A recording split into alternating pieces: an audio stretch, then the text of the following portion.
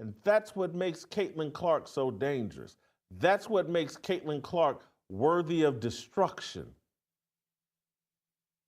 Because Caitlin Clark is proving just the opposite. No, leave these women alone. Let these women compete amongst themselves. And eventually, a superstar will emerge. And one has. Her name is Caitlin Clark. She's got a boyfriend. She's white. She's got 2 parents. And according to Asia Wilson and the other Yas queens, she won't bow to black women. She won't acknowledge her privilege. Caitlin Clark is the problem, when actually Caitlin Clark is the solution. She's the inspiration. Riley Gaines, swimmer, it's in the sports world.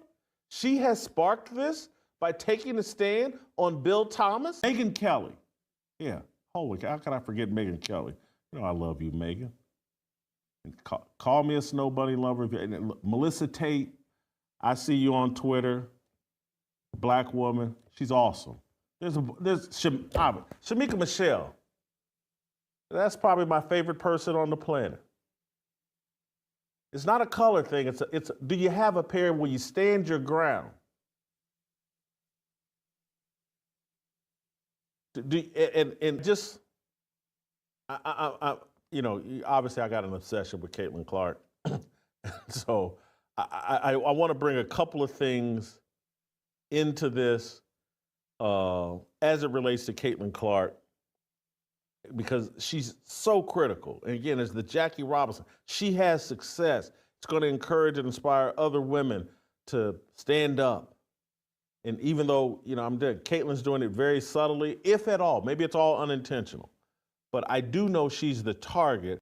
I think everybody in the league can say that, but nobody ever let us do that. So what happened? We started to build a backbone. A little bit of an identity. We understood that in order to push our league forward, we were going to have to combat these things. And then you know what else we learned? It feels good to stand up for yourself. It feels even better to stand up for others. We started to learn that people were learning from us and able to follow us in a different way. And who are we following? Black women. So that's such an important part. And I think, again, I get sad when I talk about this a little bit, in that we're still not talking about basketball. No. We're still not allowed to be focused on for our basketball play. And it's not to say we're not going to continue to combat these things. That'll always exist, I think, in the fabric of our league. But we still aren't talking about basketball. They're not talking about basketball because you don't want to talk about basketball, just as you described there. You couldn't get any traction based on your basketball. And so you decided, hey, we got to talk about racism and sexism to draw attention. We have to kneel during the national anthem to draw attention. It's bad strategy. You just wanted attention. You were being an attention whore. And so because your basketball couldn't do it, you went to other things. It's like a kid that can't get attention from its parents. They start acting out. They'll do anything I'll start skipping school. I'll start smoking marijuana. I'll start talking back to my teacher. I'll start doing things to get my parents' attention because I'm not getting enough attention. That's what you did. You chose bad behavior because your basketball wasn't good enough. And instead of saying someone showed up here who plays good enough basketball to draw attention, and now people are actually evaluating my basketball. They're having conversations about, well, who's Rookie of the Year? Who's the MVP? Is it Caitlin Clark? Is it Asia Wilson? People are talking about basketball. And so this whole thing of, racism stopped the WNBA. No, it didn't. No, it didn't. Here's the facts. Here's what's been the problem with the WNBA. Now, I'm sorry, these are just true facts. You had too many women tatted up and looking like men that it was unattractive. People don't want to see that. People don't want to see women doing an impersonation of men. I know that everybody in San Francisco and everybody on the left loves a drag show, but there are a lot of traditional sports fans who have no interest in going to a drag show. I'm someone that used to go to Vegas a lot. Never went to a drag show. Never appealed to me. Now, and that's not me saying, oh, I'm the most heterosexual person in the world, and I am man, hear me. That's not, it just never drew my attention. Spearmint Rhino, yeah, drew my attention. And that's a lot of people. You would be shocked at how many people have no interest in ever seeing men dressed up as women or women dressed up as men. It's not a good sales product. And so people weren't interested. Caitlin Clark shows up with her ponytail and no tattoos and plays a brand of basketball that's exciting and fun to watch, and voila, a crowd shows up. And then they take advantage, like, oh, we got Angel Reese, who likes to be a woman and dress up as a woman. She's going to lean into that.